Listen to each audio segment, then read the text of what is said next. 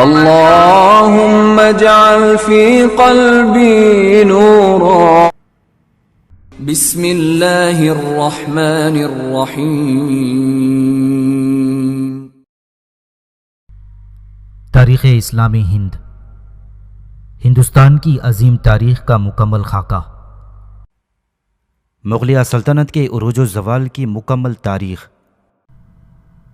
Episode 24. دوسری افغان سلطنت کا انحطاط. شیر شاہ نے جس حب الوطنی کے جذبے کے ماتحت افغان امرا کو ابھارا اور متحد کیا تھا، اسے اسلام شاہ کے ہاتھوں زبردست صدمہ پہنچا اور عملاً وہ جذبہ نیست و نابود ہو گیا. اور جب اسلام شاہ کی باروب شخصیت بھی اٹھ گئی تو افغان امرا کی گھٹی ہوئی خواہشات اور احساسات کو آزادی کا موقع ہاتھ آ گیا. اسلام شاہ کے ایک فرزند فیروز کو سلیم شاہی امرا نے تخت پر بٹھا دیا اور چند ہی دن بعد مبارز خان نے اسے نہایت بے دردی کے ساتھ اس کی ماں کے سامنے، جو کہ مبارز خان کی بہن تھی، قتل کر دیا. مبارز خان ایک ناواقف اور عیاش آدمی تھا اور اس میں سوائے ماہر موسیقی ہونے کی کوئی اور خوبی نہ تھی. پھر بھی اسے امرا کے ایک گروہ نے، جن میں خواص خان کا سب سے چھوٹا بھائی شمس خان پیش تھا، تخت نشین کر دیا تھا. جبکہ مبارز خان ایک کمینہ اور اوباش قسم کا آدمی تھا جسے امور مملکت سے قطعاً دلچسپی نہ تھی اور نہ حکومت کا سربراہ ہونے کے لائق تھا. وہ ناعاقبت اندیشانہ فضول خرچی اور بے جا داد و دہش کے ذریعے کمینوں اور اوچھے لوگوں میں مقبولیت حاصل کرنے کی کوشش میں لگا رہتا. اس نے عادل شاہ کا لقب اختیار کیا، لیکن افغان اسے اندھلی یعنی اندھا اور ہندو اسے عدلی یعنی احمق کہہ کر پکارتے تھے. جب فیروز کے قتل کی خبر دور دراز صوبوں کے امراء کو ملی تو ان میں خوف و ہراس پھیل گیا. گاؤں گاؤں، شہر شہر، ہر جگہ بغاوت نے سر اٹھایا اور امراء اس موقع سے اپنی آزادی کا فائدہ اٹھانے لگے. سب سے پہلے سلیم خان سور نے علم بغاوت اٹھایا. اس کی بغاوت ابھی مشکل سے دبی تھی کہ جنید خان فوجدار نے اجمیر میں سر اٹھایا. اسے ہیمو نے شکست دے کر، جو کہ ایک ہندو افسر تھا اور جس نے آگے چل کر اپنے آقا کی ملازمت میں بڑی شہرت حاصل کی. اس لائق فوجی افسر کا نام ہیمو یا ہیمراج تھا اور اس کا سلسلہ نسب پردہ خفا میں ہے، لیکن یہ بات یقینی ہے کہ وہ دھوسر قوم سے تعلق رکھتا تھا. دھوسر گوڑ برہمنوں کی ہی ایک ذات ہے. ہیمو ریواڑی کے علاقے میں شورا کا بیوپاری تھا. اتفاقاً اسلام شاہ اس کی طرف متوجہ ہوا اور اسے بازار کا نگران مقرر کر دیا، اور پھر اس نے آہستہ آہستہ اپنی لیاقت سے ترقی کرنا شروع کی. کچھ عرصے تک تو وہ شاہی مطبخ کا داروغہ رہا، لیکن بعد میں اس کا نام سلطنت کے فوجی امراء کی فہرست میں آ گیا. اسلام شاہ کی وفات کے بعد اس نے عادل شاہ کا ساتھ دیا، جنید خان کے مقابلے میں کامیابی حاصل کی. عادل شاہ کی نظروں میں اس کا رتبہ بہت بلند ہو گیا اور وہ عملاً سلطنت کے وزیر اعظم اور ناظم اعلیٰ کی حیثیت سے کام کرنے لگا. اس میں شک نہیں کہ اس میں فوجی اور انتظامی صلاحیت تھی، مگر افغان امراء نے اسے کوئی اہمیت نہ دی، بلکہ الٹے اس سے حسد کرنے لگے تھے. عادل شاہ سرکش اور مفسد افغانوں سے بہت عاجز آ چکا تھا، چنانچہ اس نے بھی اسلام شاہ کی تقلید کی. اس کی حکمت عملی کے دو پہلو تھے. وہ یہ چاہتا تھا کہ شیر شاہی اور اسلام شاہی زمانے کے باقی ماندہ امراء کے بجائے اپنے پسندیدہ امراء کو برسر کار لائے، اور دوسرے یہ کہ سرکش قبائلی سرداروں کی قوت اور غرور کو کچل ڈالے. ایک مرتبہ جب کہ وہ دربار عام میں جاگیروں میں رد و بدل کر رہا تھا، یہ اعلان کیا گیا کہ شاہ محمد فرملی کی قنوج کی جاگیر سرمست خان شیروانی کو عطا کر دی گئی. تو شاہ محمد فرملی کا بیٹا سکندر خان، جو کہ ایک تند مزاج نوجوان تھا، یہ سن کر بھر گیا اور ایک دم برہم ہو کر بولا، اب نوبت یہاں تک پہنچ گئی ہے کہ ہم سے ہماری جاگیریں چھینی جا رہی ہیں اور انہیں سنگ فروشوں کو دیا جا رہا ہے. اس گرما گرمی میں جھگڑا بڑھ گیا، تلواریں سونت لی گئیں اور سرمست خان کو وہیں اور اسی وقت قتل کر دیا گیا. سکندر اس وقت غصے سے پاگل ہو رہا تھا، اور اگر عادل شاہ فوراً ہی بھاگ کر اپنے حرم میں نہ چلا جاتا اور اندر سے دروازہ مقفل نہ کر لیتا تو سکندر اسے بھی موت کے گھاٹ اتار دیتا. اس وقت سکندر کو ابراہیم خان نے اور اس کے بوڑھے باپ کو دولت خان نے قتل کر دیا. دربار میں جو کچھ ہوا اسے تاج خان کرانی نے، جو کہ اسلام شاہ کے زمانے میں ایک بہت ہی گستاخ امیر تھا اور جس نے خواص خان کو گرفتار کیا تھا، یہ صحیح نتیجہ اخذ کیا کہ امور سلطنت میں بہت ہی تیزی سے تبدیلی آ رہی ہے چنانچہ اس نے یہ فیصلہ کیا کہ اپنے ہمراہیوں کو لے کر گوالیار سے مشرق کی طرف فرار ہو جائے، جس پر عادل شاہ نے اس باغی سردار کا تعاقب کیا۔ ہیمو نے چبرماؤں کے مقام پر اسے جا لیا اور شکست دی، اور تاج خان کرانی بھاگ کر چنار میں پناہ گزین ہوا۔ وہ راستے میں لوٹ مار کرتا گیا، چنانچہ اس نے چنار پہنچ کر ایک مرتبہ پھر مقابلہ کیا، لیکن ہیمو نے اس کی فوج کو شکست دی۔ پھر بھی وہ نکل بھاگا اور اپنے بھائی احمد خان صوبیدار قنوج کے پاس پہنچنے میں کامیاب ہو گیا۔ ہیمو نے عادل شاہ سے درخواست کی کہ وہ خود چنار میں قیام کرے اور کرانیوں کا مقابلہ اس پر چھوڑ دے۔ اب ہیمو آگے کی طرف بڑھا، کرانی آگے آگے بھاگتے جا رہے تھے، اور انہوں نے جب تک کہ وہ صوبہ بنگال کے خواصپور ٹانڈا نہ پہنچ گئی، جہاں تک کہ تاج خان کے بھائیوں کی جاگیریں تھیں، دم نہ لیا۔ اب دولت خان جلوانی اور فیروز خان کاکر جیسے افغان سرداروں کے مل جانے سے دوسرے سرداروں کو اپنے مستقبل کے بارے میں سنجیدگی سے سوچنے پر مجبور کر دیا تھا۔ کہا جاتا ہے کہ ان دنوں سرداروں کو راستے سے ہٹا کر عادل شاہ نے اپنے ہی ہاتھوں اپنی سلطنت کی جڑوں کو اکھاڑ پھینکا۔ عادل شاہ کی بڑی بہن کا شوہر ابراہیم خان سور، جو اس کے خاص معاونین میں سے تھا، اس سے الگ ہو گیا، اور جس وقت عادل شاہ چنار میں تھا، ابراہیم خان گوالیار سے بھاگ کر دہلی پہنچا اور ابراہیم شاہ کا لقب اختیار کر کے اپنی خود مختاری کا اعلان کر دیا۔ اس نے آگرہ پر قبضہ کر کے اپنے نام کا خطبہ پڑھوایا۔ جلد ہی بہت سے سردار اس سے مل گئے اور اس کی طاقت کافی بڑھ گئی۔ ابراہیم کے اس عمل سے عادل شاہ کی چھوٹی بہن کے شوہر احمد خان کی بھی ہمت بڑھ گئی تھی۔ اس نے بھی ایسا ہی کیا۔ اس نے ابراہیم شاہ سے درخواست کی کہ پنجاب اسے دے دے، جس کے عوض میں وہ ابراہیم کا وفادار رہے گا۔ ابراہیم نے یہ بات قبول نہ کی اور ارادہ کر لیا کہ فیصلہ شمشیر کے ذریعے ہی کیا جائے گا۔ آگرہ سے 18 میل شمال مغرب کی طرف فراہ نامی مقام پر، جو کہ ضلع متھرا میں واقع ہے، ایک جنگ ہوئی جس میں ابراہیم خان کو شکست ہوئی اور وہ سنبھل کی طرف فرار ہو گیا۔ احمد شاہ نے وقت ضائع کیے بغیر سکندر شاہ کا لقب اختیار کر کے اپنی بادشاہت کا اعلان کر دیا۔ اس طرح شیر شاہ کی سلطنت ٹکڑے ٹکڑے ہو کر ختم ہو گئی۔ محمد خان سور نے بنگال میں اور باز بہادر نے مالوا میں خود مختار سلطنتیں قائم کر لی۔ اس طرح سلطنت 5 حصوں میں منقسم ہو گئی۔ احمد خان سور یا سکندر شاہ پنجاب میں، اور ابراہیم شاہ سنبھل اور دو آبا میں خود مختار ہو گئے۔ عادل شاہ کی حکومت چنار سے بہار تک رہ گئی۔ مالوا میں باز بہادر اور بنگال میں محمد خان حکمران تھے۔ ان میں سے ہر شخص پوری سلطنت پر حکمرانی کے خواب دیکھ رہا تھا۔ سکندر نے دہلی اور آگرہ پر قبضہ کر لیا۔ محمد خان اپنی سرحدوں کو پار کر کے عادل پر حملہ کرنا چاہتا تھا۔ ساری افغان سلطنت میں افراتفری پھیل گئی، اور یہ موقع ہمایوں کے لیے سازگار تھا۔ ہمایوں نے غزنی سے فرار ہونے کے بعد بادل ناخواستہ ایران کے شاہ طہماسپ کے پاس پناہ لی تھی، اور شاہ ایران نے اسے خوش آمدید کہا تھا اور اس کے ہر قسم کے آسائش و آرام کا خیال رکھا۔ جولائی 1544 عیسوی میں ہمایوں اور شاہ طہماسپ کی سورلیخ کے مقام پر ملاقات ہوئی، اور جب شاہ طہماسپ نے اسے شیعہ بنانے کی ناکام کوشش کی تو دونوں کے درمیان اختلافات پیدا ہو گئے۔ اب ہمایوں نے باوقار طور پر آزاد خیالی کا رویہ اختیار کیا اور اس بات کی پوری کوشش کی کہ شاہ طہماسپ کے احساسات کو کسی قسم کی ٹھیس نہ پہنچے، اور اس نے حالات کا لحاظ رکھتے ہوئے شیعوں کا لباس پہننا شروع کر دیا اور بعض ایسے کاغذات پر بھی دستخط کر دیے جن میں شیعہ عقائد کا ذکر تھا۔ اسی دوران ہمایوں کو شاہ طہماسپ کے چھوٹے بھائی بہرام مرزا کی سازش کا مقابلہ کرنا پڑا۔ ایک بار بہرام مرزا نے بلا وجہ ایک معمولی سی بات پر اپنی بے عزتی کا سوال کھڑا کر دیا۔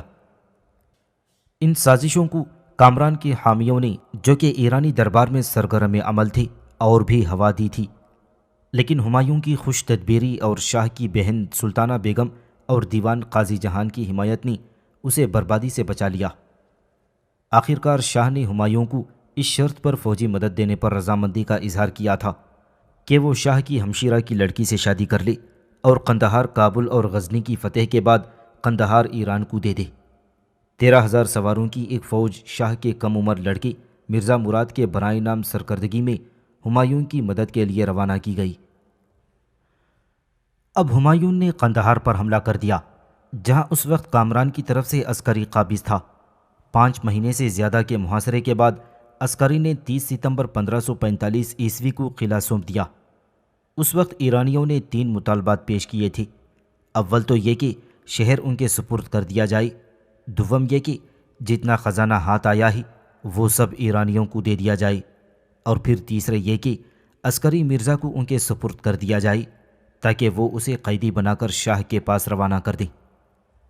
ہمایوں نے پہلے 2 مطالبات تو مان لیے، لیکن اپنے بھائی کو سپرد کرنے سے صاف انکار کر دیا، کیونکہ اس طرح بابر کے پورے خاندان کی بے عزتی ہوتی۔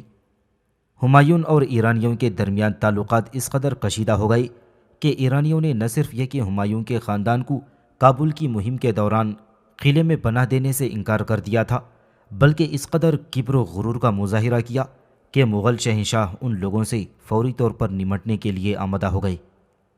شاہ طہماسب کے لڑکے مرزا مراد کی موت سے فائدہ اٹھا کر ہمایوں نے شہر کا اختیار اپنے ہاتھ میں لے لیا اور ایرانیوں پر ناگہانی حملہ کر دیا، اور شہر کے گلی کوچوں میں تھوڑی سی لڑائی کے بعد ایرانیوں کو شہر سے نکلنے پر مجبور کر دیا گیا۔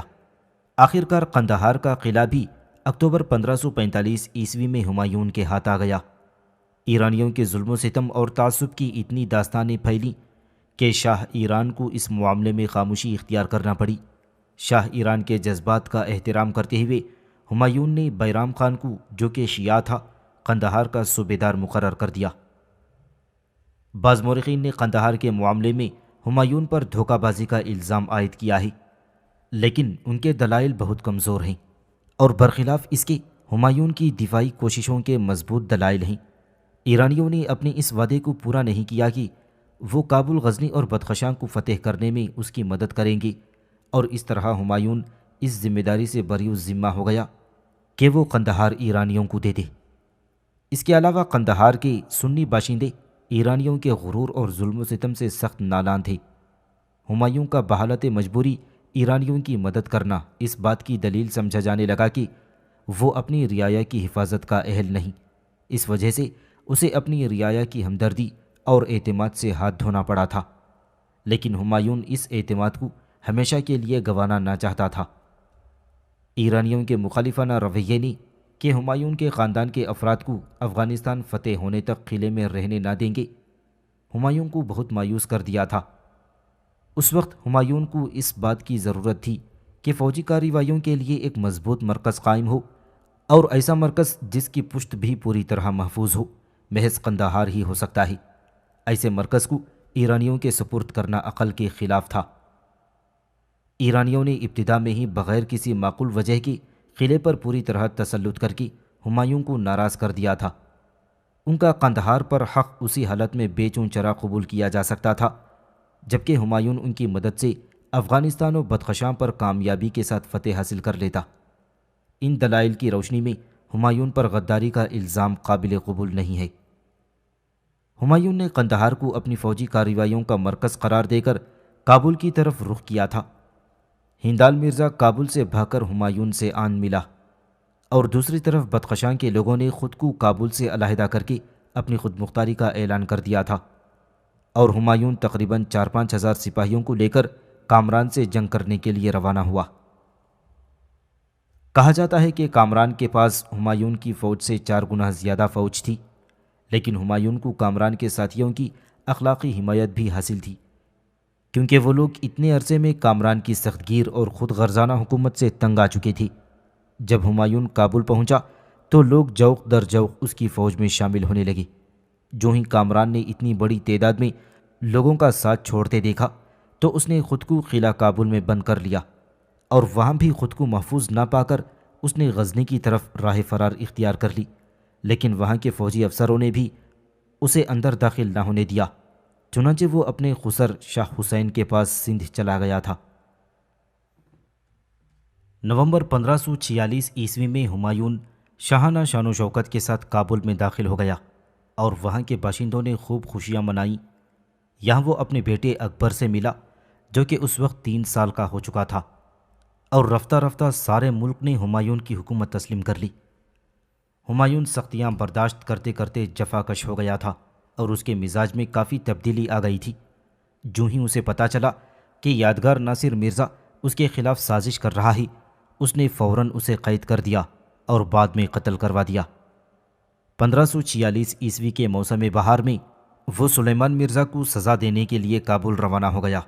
اس نے نہ صرف اپنے آزاد حکمران ہونے کا اعلان کر دیا تھا بلکہ کابل کے متعلقہ علاقوں پر قبضہ کرنے کی جرات کی تھی۔ ہمایون کے سپاہی زبردست مشکلات کے باوجود اس بہادری کے ساتھ لڑے کہ بدخشاں تقریباً پوری طرح تسخیر ہو گیا اور سلیمان بھاگ پڑا۔ بدقسمتی سے ہمایون بدخشاں میں سخت بیمار پڑ گیا۔ چاروں طرف دور دور تک یہ افواہ پھیل گئی کہ ہمایون کا انتقال ہو گیا ہی۔ ہر جگہ بدامنی پھیل گئی اور ہمایون کے سارے کرے دھرے پر پانی پھر گیا۔ اس موقع پر کامران بھی بڑی تعداد میں مال و دولت اور فوج لے کر سندھ سے نکل پڑا اور کابل پر حملہ آور ہوا اور بغیر کسی مزاحمت کے اس پر قابض ہو گیا۔ جو ہی ہمایون دوبارہ تندرست ہوا اس نے سلیمان سے صلح کر لی، بدخشاں اسے واپس کر دیا اور زبردست سردی اور برف باری کے باوجود کابل کی راہ اختیار کر لی۔ اور جب وہ افغانان کے درے کے قریب پہنچا تو کامران کا فوجی سالار شیر افغن ایک بڑی فوج لے کر اس کا مد مقابل ہوا۔ جنگ میں شیر افغن کو شکست ہوئی اور گرفتار کر لیا گیا۔ ہمایون آگے بڑھا اور قلعہ کابل کا محاصرہ کر لیا۔ کامران نے پہلے تو اس بات کی کوشش کی کہ وہ ہمایون کو واپس ہونے پر مجبور کر دے، لیکن جب وہ اس کوشش میں ناکام رہا تو اس نے اپنا غصہ ہمایون کے ساتھیوں کے بیوی بچوں پر نکالا اور ان کے ساتھ بڑا وحشیانہ سلوک کیا۔ معصوم بچوں کو قلعے کی دیواروں پر اس طرح لٹکا دیا کہ وہ محاصرین کی آتش باری کی زد میں آ جائیں۔ ان بد نصیب بچوں میں شہزادہ اکبر بھی شامل تھا، لیکن خوش قسمتی سے اسے بر وقت دیکھ لیا گیا اور گولہ باری کا رخ موڑ دیا گیا۔ آخرکار کامران قلعے سے نکل کر پہاڑیوں کی طرف فرار ہو گیا اور اپریل 1547 عیسوی میں ہمایون ایک بار پھر کابل کا حکمران بن گیا۔ کامران خاموش بیٹھنے والا نہ تھا۔ وہ اول تو بدخشاں کے حاکم سلیمان کے پاس گیا، لیکن وہاں سے مدد نہ پا کر ازبکوں کے پاس پہنچ گیا۔ تیموریوں کے ان خاندانی مخالفین نے بڑی خوشی سے کامران کی مدد کرنا قبول کر لی، اسی طرح جس طرح ایرانی مخالفین نے ہمایون کی حمایت کی تھی۔ کامران ایک زبردست ازبک فوج کے ساتھ راستے میں غارت گری کرتا ہوا واپس آیا۔ اس نے سلیمان مرزا اور ہندال کو، جن کے پاس کابل سے مدد پہنچ چکی تھی، زبردست شکست دی اور پیچھے ہٹنے پر مجبور کر دیا۔ جولائی 1548 عیسوی میں ہمایون اور کامران کے درمیان جنگ ہوئی۔ اس لڑائی میں ہندال مرزا کی بہادری نے شکست سے نجات دلائی اور کامران مجبوراً تالیقان کی طرف بھاگ گیا۔ محاصرہ اس قدر شدید تھا کہ کامران آخرکار 17 اگست 1548 عیسوی کو اس شرط پر سر تسلیم خم کرنے پر تیار ہو گیا کہ اسے مکہ جانے کی اجازت دے دی جائے۔ ہمایون نے یہ شرط مان لی اور عام معافی کا حکم دے دیا۔ بھائیوں کے ملاپ کی خوشی منانے کے لیے ایک زبردست دعوت کا اہتمام کیا گیا۔ اب ہمایون ازبیکوں کو سزا دینے کے لیے آگے بڑھا۔ مغل فوج نے ازبیکوں کے مقابلے میں کافی برتری حاصل کر لی تھی، لیکن ایک بے بنیاد خوف و دہشت کے سبب ان میں افراتفری پھیل گئی اور ہمایون اپنے ساتھیوں کی ایک مختصر تعداد کے ساتھ واپس کابل پہنچ گیا۔ کامران اس موقع سے، جبکہ ہمایون کے وقار اور عظمت کو دھکا پہنچ چکا تھا، فائدہ اٹھانے کے لیے تیار ہو گیا تھا۔ کامران نے جس قدر اپنے پرانے ساتھیوں کو جمع کر سکتا تھا جمع کیا اور ازبیکوں سے مدد طلب کی، لیکن قلعہ ظفر اور قنندر کو فتح کرنے کی کوششیں کامیاب نہ ہو سکیں۔ ہندال کے جعلی خطوط کی بنا پر ازبکوں کے دل میں کامران کی طرف سے شکوک پیدا ہو گئی اور انہوں نے اس کا ساتھ چھوڑ دیا۔ وہ ہر طرف سے مایوس ہو چکا تھا کہ کابل سے اسے بلاوا پہنچا، چنانچہ وہ فوراً کابل روانہ ہو گیا۔ ہمایون نے اسے راستے میں ویرا کیپ کے مقام پر روکنے کی کوشش کی، لیکن کامران کی کثیر تعداد فوج سے ہار گیا۔ اسے خود بھی سخت چوٹ آئی، لیکن بچ کر نکل بھاگا۔ اس کا لبادہ اس قدر خون آلود ہو گیا تھا کہ اس نے اسے اتار پھینکا۔ یہ لبادہ کامران کے ہاتھ لگ گیا اور ہمایون کے ساتھیوں کو یہ لبادہ دیکھ کر انہیں یہ یقین کرا دیا کہ شہنشاہ کام آ گیا ہے، اور اس طرح کابل ایک بار پھر کامران کے قبضے میں آ گیا ہے۔ ہمایون بیکار نہ بیٹھا، اس نے اپنے سارے ساتھیوں کو جمع کیا اور ان میں سے ہر ایک شخص نے فردن فردن وفاداری کی قسم لی تاکہ آئندہ روز روز کی روگردانی سے وہ اکتا چکا تھا اسے نجات مل سکے۔ امرا نے اس بات کو اس شرط پر ماننا قبول کیا کہ شہنشاہ بھی اس بات کی قسم کھائے کہ وہ اپنے بہی خواہوں کے مشورے کو قبول کر لے۔ ہمایون نے اس تجویز سے اتفاق کیا۔ شہنشاہ اور عمرہ کے درمیان باہمی پابندیوں کا قول و قرار ایک ایسا بے نظیر واقعہ ہے جس پر پوری توجہ سے غور کرنا چاہیے، کیونکہ یہ بات ہمارے دلوں میں شک پیدا کر سکتی ہے کہ آیا مشرق کے مطلق العنان سلاطین کی روایتی آمیریت کم از کم اہم لمحات میں عملی طور پر محض واہمہ تو نہ تھی، اور یہ واقعہ ہمایون کی زندگی میں ایک اہم موڑ کی حیثیت رکھتا ہے۔ ہمایون وفاداری کے اس عہد و پیمان کے بعد آگے بڑھا اور اشترگرام میں کامران سے مٹ بھیڑ ہوئی۔ کامران اسے کابل کی طرف سے روکنے کے لیے آیا تھا۔ ہمایون نے کامران کو یہ تجویز پیش کی کہ وہ کابل حوالے کر دے اور ہندوستان پر حملہ کرنے کے لیے اس کے ساتھ چل پڑے۔ کامران نے یہ تجویز منظور نہ کی، چنانچہ شہنشاہ نے اس بات پر رضامندی کا اظہار کیا کہ کابل کو اکبر کی ماتحتی میں دے دیا جائے تاکہ دونوں فریق راضی ہو جائیں۔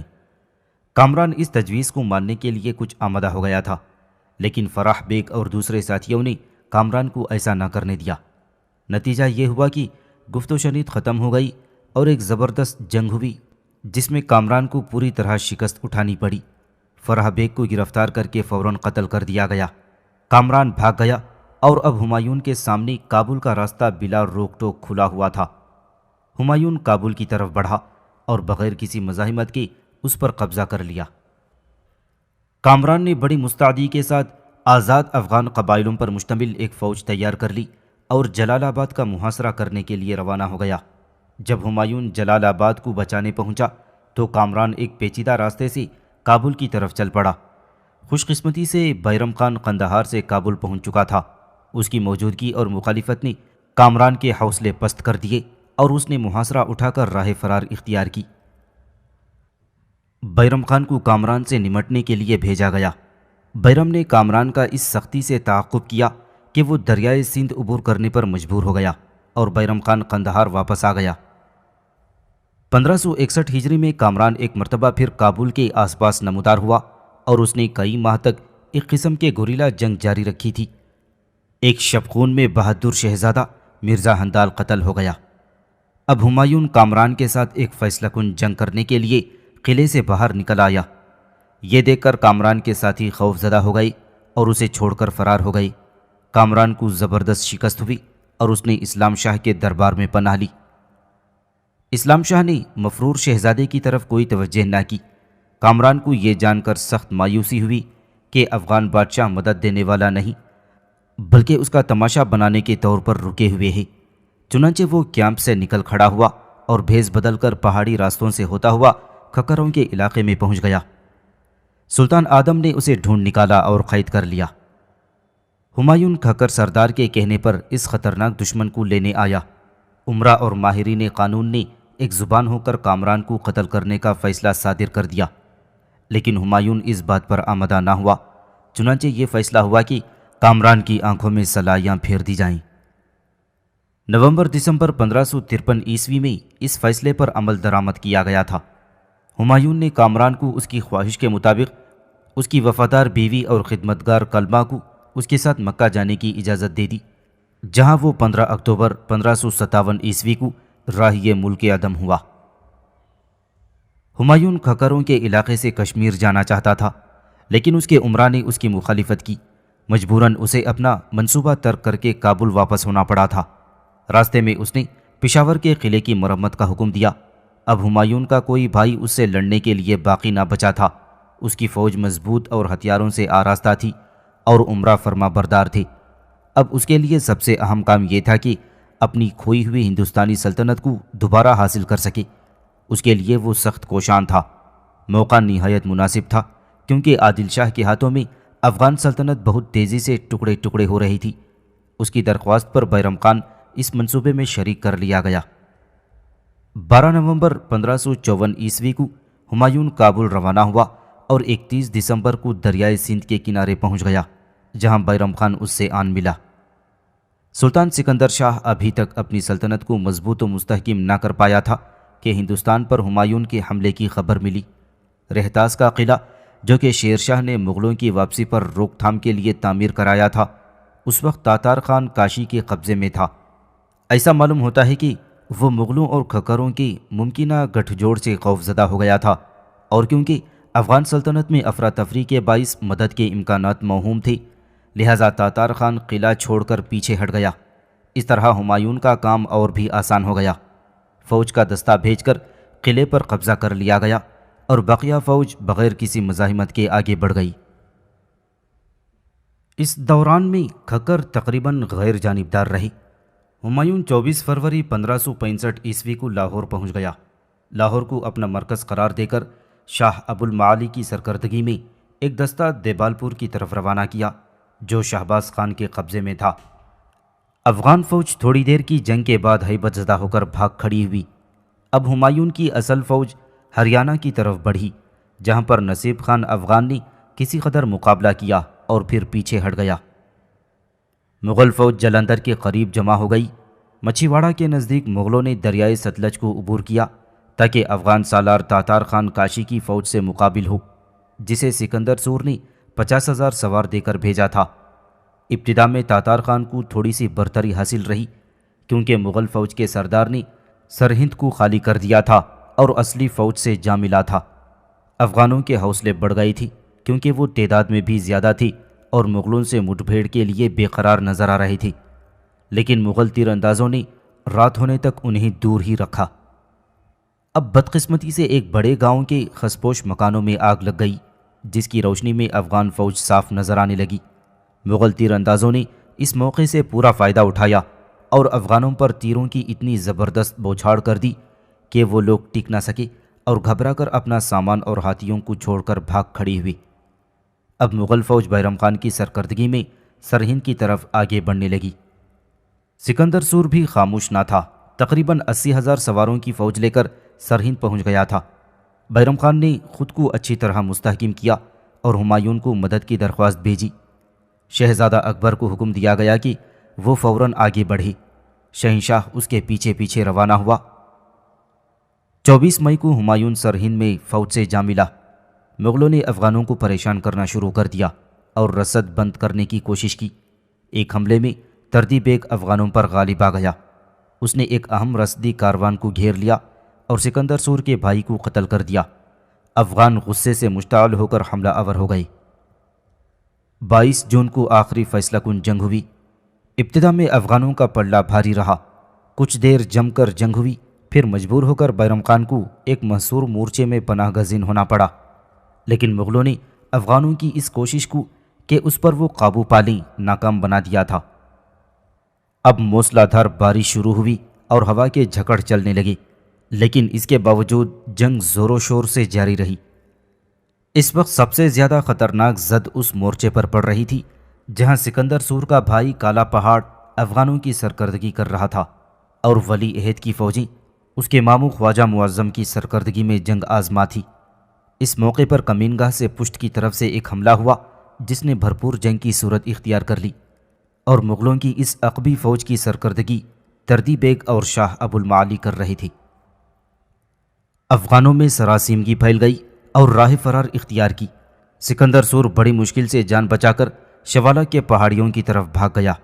250 ہاتھی، 300 گھوڑے، خزانہ سونے چاندی کے ظروف اور محل کا سارا سامان مغلوں کے ہاتھ آیا۔ یہ فتح ہر طرح سے مکمل تھی۔ اس جنگ میں سب سے زیادہ قابل تعریف بات یہ تھی کہ دونوں فریقوں نے انسانیت و شرافت کا ثبوت دیا، یہاں تک کہ ان لوگوں کی نعشیں جو جنگ میں مارے گئے تھے بڑے احترام کے ساتھ ان کے ساتھیوں کو دے دی گئیں۔ سرہند کی فتح سے دہلی کا راستہ کھل گیا اور ہمایون سامانہ کے راستے دہلی کی طرف چل پڑا۔ 20 جولائی 1555 عیسوی کو وہ سلیم گڑھ کے قریب میں داخل ہوا جو کہ ہمایون کے دین پناہ کے گرد تعمیر کیا گیا تھا۔ ہمایوں کا دہلی کی طرف بے روک ٹوک کوچ اس کے احمد آباد اور گوڑ کے سابقہ سفروں سے کافی مناسبت رکھتا تھا۔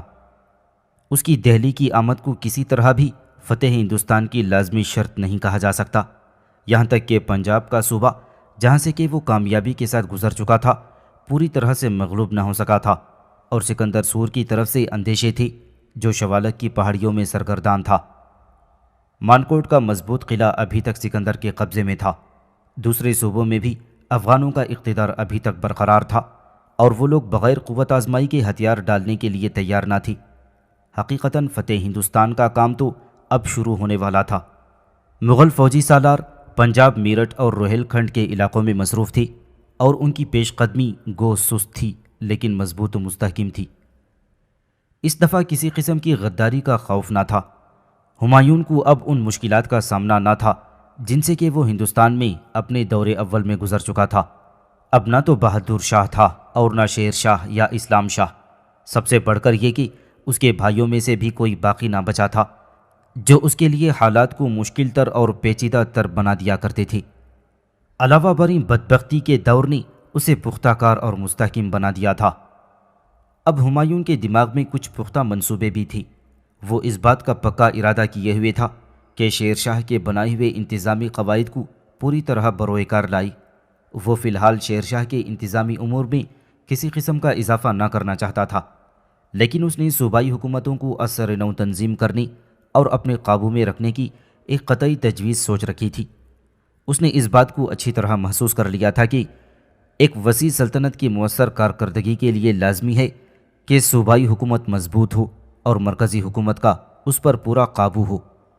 مختصراً اس کا منصوبہ یہ تھا کہ پنجاب سے جونپور اور مالوہ تک کا علاقہ 6 صوبوں میں تقسیم کر دیا جائے اور ان کے صدر مقام لاہور، دہلی، آگرہ، قنوج، جونپور اور مانڈو مقرر کر دیے جائیں۔ وہ یہ چاہتا تھا کہ خود ہی ان صوبوں کے صوبے داروں کا تقرر کرے جن میں سے ہر ایک کے پاس اس قدر فوج رہی کہ وہ اپنے فرائض منصبی اچھی طرح انجام دے سکیں مگر مرکزی حکومت کے لیے خطرے کا باعث نہ بنی۔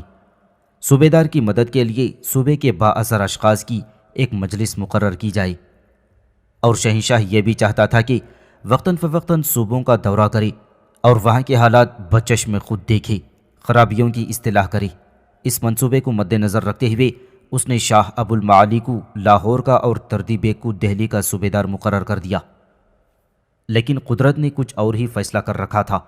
اس کی قسمت میں یہ نہ تھا کہ اپنے منصوبے کی کامیابی کو دیکھ سکتا۔ ہمایون نے شیر منڈل پر کتب خانہ تعمیر کرایا تھا تاکہ اس کی چھت پر سے تازہ ہوا کا لطف اٹھایا کرے، اور جب دربار عام لگانا ہو تو اس سے قبل زہرہ ستارے کو طلوع ہوتا دیکھ سکے۔ لیکن 24 جنوری 1555 عیسوی کی شام کو جب ہمایون کتب خانے کی چھت سے اتر رہا تھا اور ابھی دوسرے زینے پر ہی پہنچا تھا کہ مؤذن نے اذان دی۔ ہمایون نے عقیدتاً اذان کے احترام میں جہاں تھا وہیں بیٹھ جانا چاہا کہ ایکایک پاؤں قبا کے دامن میں پھنس گیا اور عصا پھسل گیا، جس کے سبب وہ سر کے بل گر پڑا اور اس کے داہنے کان سے خون کے چند قطرے گرے تھے۔ بہرحال اسے اتنا ہوش تھا کہ اس نے ولی عہد کو بلوانے کے لیے فوراً ہی سوار روانہ کیا۔ چوٹ شدید تھی اور اس پر بے ہوشی طاری ہو گئی، اور اسی حالت میں سکون کے ساتھ 27 جنوری 1556 عیسوی بروز اتوار ہمایون راہی ملک عدم ہوا۔